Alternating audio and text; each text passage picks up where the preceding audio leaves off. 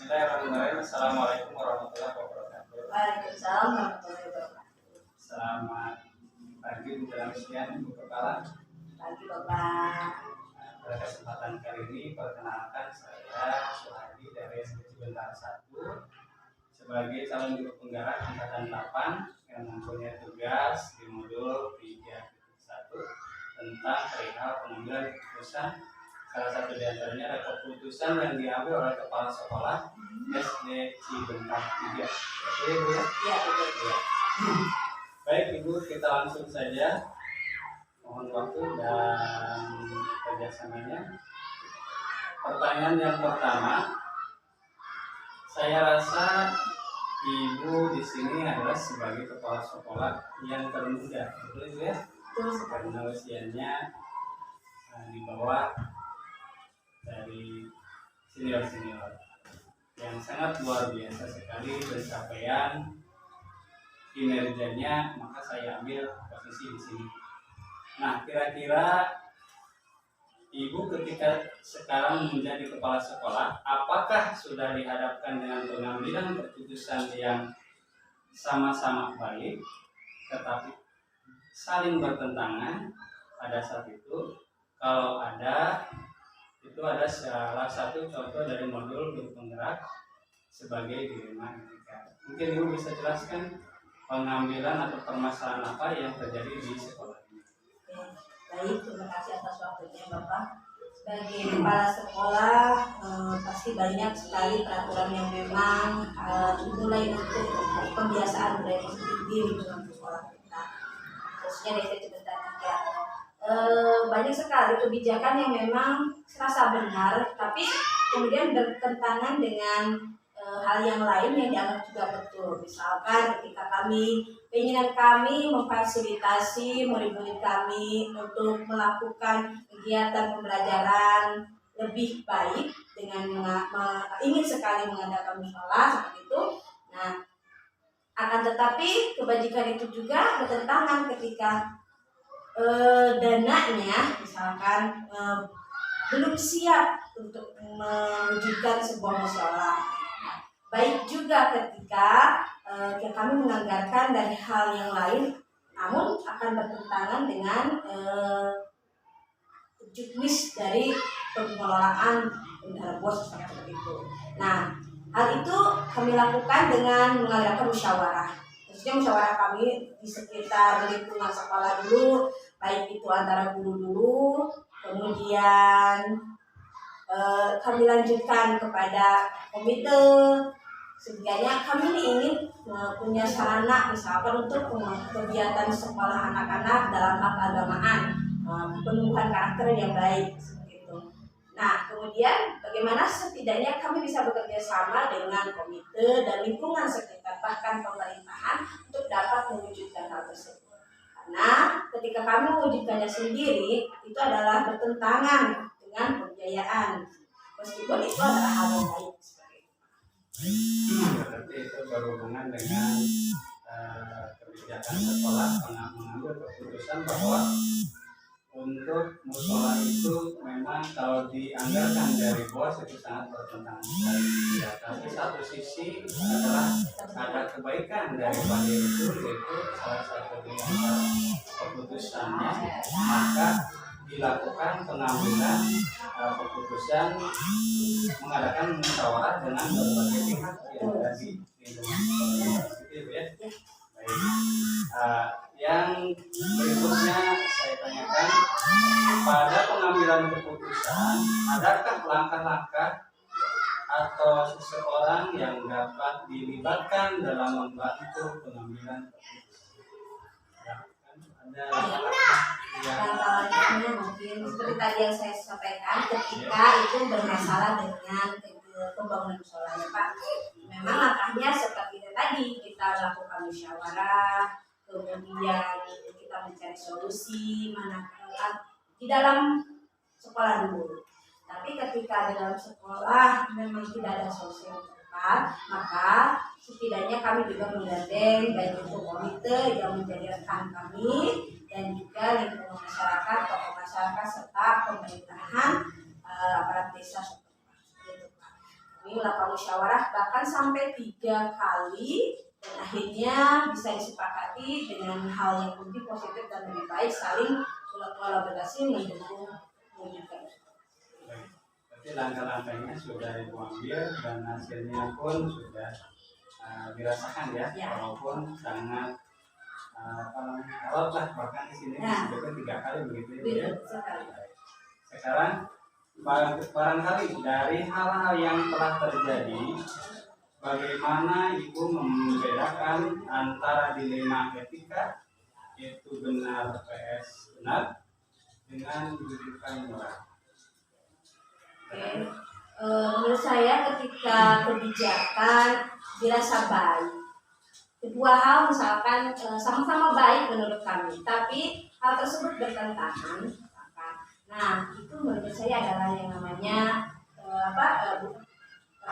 etika itu, ya dilema etika tersebut. Kalau misalkan sesuatu hal yang bertentangan dengan moral, misalkan kami melanggar peraturan, ketentuan yang sudah ditentukan dalam peraturan pembiayaan sekolah atau kepada anggaran yang tidak seharusnya, itu menurut saya adalah rujukan moral. Ini maksudnya ke dilema etika. Iya, karena keinginan kami. Baik Ibu, kita lanjutkan. Apakah ada langkah-langkah dalam pengambilan keputusan yang Ibu ambil? Langkah-langkah seperti apa? Yang mungkin tadi sama ya? Yang disebutkan itu ada salah satu di antaranya adalah musyawarah ya. Musyawarah dengan semua elemen ya.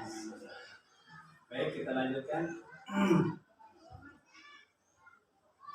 Hal-hal apa saja yang selama ini Ibu anggap efektif dalam pengambilan sebuah keputusan pada kasus-kasus dilema etika? Menurut saya yang lebih efektif itu adalah seperti tadi, ketika kita melakukan musyawarah untuk mufakat, misalkan mengambil suatu keputusan secara bersama dan tidak memaksakan kehendak saya sebagai pimpinan menentukan bahwa harus A, B, tidak seperti itu. Langkah baik-baiknya kita bermusyawarah, baik itu dengan rekan bawahan ataupun kolegan yang lain yang mendukung mewujudkan lingkungan sekolah yang diperlukan. Sudah jelas ya jawabannya. Nah, kemudian dari 3 prinsip pengambilan keputusan, yakni berpikir berbasis hasil akhir, kemudian berpikir berbasis peraturan, dan berpikir berbasis rasa peduli, prinsip mana yang sering digunakan untuk pengambilan keputusan pada kasus dilema etika ini? Tiga-tiganya sebetulnya mumpuni ya Pak, misalkan baik itu berbasis peraturan, ketika kita ya harus sesuai dengan SOP yang ada di sekolah kita ketika kita menjalankan suatu kebijakan. Dan juga berbasis rasa peduli adalah karena kita memang ingin mewujudkan lingkungan pendidikan yang lebih baik, seperti itu. Memberikan pelayanan kepada peserta didik dengan maksimal, itu adalah rasa peduli kami terhadap penyelenggaraan pendidikan. Jadi mungkin tiga-tiganya masuk menurut saya lebih tepatnya, dan ketika ingin mencapai hasil pasti berbasis pada hasil. Hasilnya tentu adalah ini hal yang positif dan terbaik untuk semua. Baik, berarti Ibu anggap semuanya ini adalah memiliki masuk ke dalam 3 prinsip ya. Karena salah satu atau semuanya itu bertujuan untuk meningkatkan budaya positif yang ada di sekolah ini. Betul sekali. Kita lanjutkan, hal-hal apa saja yang selama ini merupakan tantangan? Adakah ada tantangan dalam pengambilan keputusan pada kasus-kasus dilema etika? Banyak sekali tantangannya. Jadi ketika sesuatu yang bertentangan dengan keinginan kita ataupun keadaan yang seharusnya, ada tantangan buat kita. Misalkan ketika kita melakukan sebuah kebijakan yang berbenturan, nah itu adalah tantangan bagi kami untuk bagaimana kita bisa bekerja sama merangkul mewujudkan pendidikan yang lebih baik Kemudian tantangan juga kepada kami untuk memfasilitasi anak, misalkan bagaimana anak bisa belajar dengan lebih baik lagi, bagaimana mereka bisa mempunyai lingkungan belajar yang mendukung dan menjadikan mereka sebagai pemimpin dalam pembelajaran. Berarti ada tantangan-tantangan, tapi salah satu atau tantangan-tantangan tersebut bisa diminimalisir Nah, ya, seperti itu. supaya nanti tujuan yang tadi sampai yaitu budaya positif bisa terlaksana. Baik itu. Kemudian ketika ibu dihadapkan dalam sebuah penyelesaian kasus dilema etika, apakah ibu langsung menyelesaikan di tempat atau membuat sebuah jadwal untuk menyelesaikannya, bentuk atau prosedurnya seperti apa yang ibu jalankan? Ketika ada sebuah kebijakan yang memang dalam bentuk etika, maka kita akan lihat kasusnya dulu. Ketika hal tersebut alangkah lebih baiknya dikaji terlebih dahulu, kenapa bisa kebijakan ini berbenturan, misalkan seperti itu, atau misalkan kita sedang mengkaji bagaimana melakukan sharing dengan teman, melakukan sharing dengan yang lain, untuk memberikan masukan kepada kita bagaimana agar kita bisa mengambil keputusan yang lebih tepat. Berarti untuk pengambilan keputusan adakah jadwal khusus atau langsung di tempat? Kalau misalkan ketika anak, contoh misalkan ada kasus saya berbeda halnya dengan yang tadi, ketika anak tersebut berbenturan aturannya dengan sekolah, tapi ketika kita juga memberikan efek jerak terlalu juga itu tidak baik. Hal itu adalah sama-sama bertentangan, maka kami mulai dengan pendekatan, kemudian menjadwalkan anak tersebut bagaimana memberikan solusi dari permasalahan yang dihadapi. Contohnya dia tidak bisa memotong rambutnya dengan mengikuti aturan yang ada di sekolah berambut pendek seperti apa. Nah, kami mengadakan konsultasi dengan pengawas, kemudian itu butuh jadwal juga Pak. Dan orang tua juga meminta kepada kami untuk tenggang waktu. Maka di sana terjadilah jadwal untuk bagaimana mereka bisa mengikuti budaya positif di lingkungan kami. Berarti ini bergantung kasus ya. Tergantung kasusnya. Ketika misalkan ada yang urgen langsung di tempat. Ya. Kemudian jika hal tersebut memang membutuhkan waktu, berarti ada sebuah jadwal. Baik Ibu, kita lanjutkan. Adakah seseorang atau faktor-faktor apa yang selama ini mempermudah atau membantu Ibu dalam pengambilan keputusan dalam kasus-kasus dilema ini? Banyak sekali ya Pak faktor yang mempengaruhi atau mempermudah saya dalam mengambil keputusan. Salah satunya adalah rekan-rekan saya di lingkungan SMC 3. Selain itu Bapak Komite yang selalu siap sedia ada misalkan ketika kami membutuhkan bantuan. Bahkan tidak lupa juga rekan-rekan kami misalkan dalam konteks yang lebih luas KKG misalkan atau K3E seperti itu membantu memberikan solusi ketika ada permasalahan yang memang tidak bisa dikerjakan di lingkungan kami sendiri. Berarti Ibu tidak sendiri ya Bu ya? Tidak sendiri. Jadi selama ini faktor-faktor yang mempermudah pun diantaranya jadi kalangan rekan kerja sendiri, atasan dan organisasi. Baik Ibu, pertanyaan yang terakhir dari saya.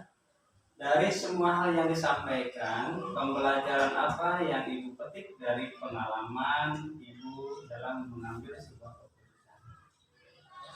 Hal yang menjadi pembelajaran dari saya adalah ternyata memang ada masanya, ada waktunya ketika kita menghadapi yang namanya dilema etika, bahkan sampai kepada bimbingan moral seperti itu. Namun setiap kebijakan baik itu yang berhubungan dengan dilema etika ataupun kebijakan moral akan sama-sama terantisipasi dan terpecahkan dengan baik ketika saya ataupun rekan-rekan sejawat sama-sama memberikan kepercayaan untuk bisa bekerjasama dengan baik, berkolaborasi menentukan bagaimana langkah yang tepat agar terwujudnya pendidikan yang baik. Ada pelajaran yang sangat luar biasa Bu ya dari Iya. pengambilan keputusan ya. Betul sekali. Oke Ibu, terima kasih banyak atas informasi yang disampaikan oleh Ibu tentang pengambilan keputusan. Semoga Ibu tetap menjadi kepala sekolah yang didolakan ya, didolakan oleh para guru, didolakan oleh anak-anak, bahkan bisa didolakan oleh semua orang. Terima kasih Bu waktunya. Sama-sama Mohon Bapak. maaf atas segala kekurangannya. Kita akhiri kegiatan ini, wawancara ini dengan kita mengucapkan Assalamualaikum warahmatullahi wabarakatuh. Waalaikumsalam.